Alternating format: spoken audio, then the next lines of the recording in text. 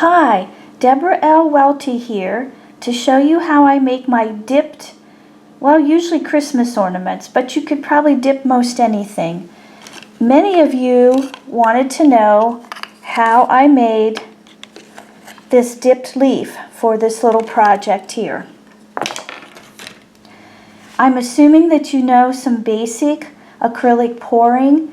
First, I added some DecoArt Dazzling Metallic Red, and then equal parts DecoArt Pouring Medium, and I used Americana Navy Blue. I thought I'd do stars because I have a bunch of little wood cut out stars, and we'll see how this red, white, and blue works.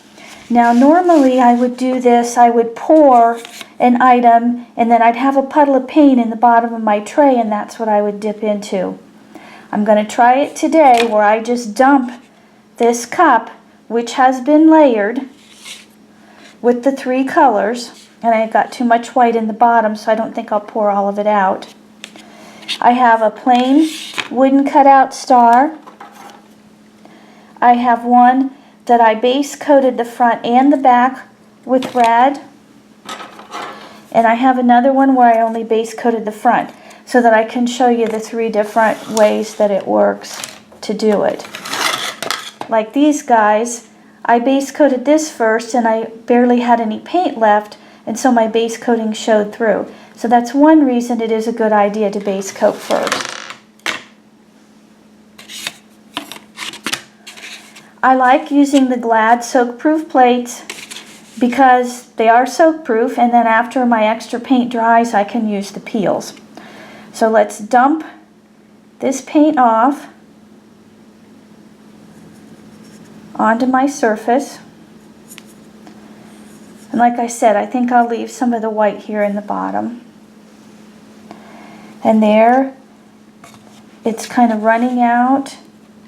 I do like to tip it to get it to stretch, make some interesting patterns here with my paint. It's not quite big enough for my star, so I'm going to have to tip it a little more. But you do want a fairly deep puddle of paint. And I also don't want it to overblend because that wouldn't be as nice. Okay, so I'm going to, well, that was cute. That's kind of pretty actually. I'm going to do the plain star first, and that's what I would recommend if you don't base coat something. Dip that item first. Okay, I'm moving it around to make sure I get all the points of my star, and it squishes out over. And yes, this is messy, so if you don't like that, put some rubber gloves on. And there's going to be some suction, and the suctioning is what creates these gorgeous patterns. And I'm going to lay it up here to dry.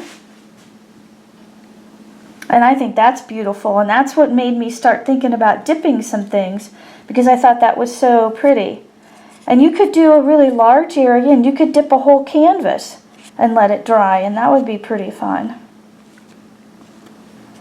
Okay, there, I dipped another one. And I can feel it pulling. Now, can you see that little spot there? That's where, since I didn't base coat this, the wood is showing through. So if I wanted to, I could touch in my paint and try to fix that. A lot of times I don't recommend fixing things. It usually makes things worse. I am laying these up on a wire rack to dry. Now we know that the paint's getting a little thin in the middle, so why don't we tip it? See if we can get it to run and cover some of those bare spots before we dip again. This is also great for dipping jewelry. Those of you that know about the glass cabochons that you can get from Bear With Us or Craft Fantastic, you can dip that. Okay, let's dip one more. Then I will turn this off, and you can go get your supplies and you can give it a try. And there's our third one. It has a lot more of the navy and a little less of the red. I think this is really gorgeous too. And here is a view of all the first two, the third one, and you can see they all come out a little bit different pattern wise. Okay, thanks for joining me today, and I do have a YouTube channel. Just do a search for me under Deborah L. Welty, and I have a lot of design packets available at the Decorative Painting Store. Thanks for joining me. Bye.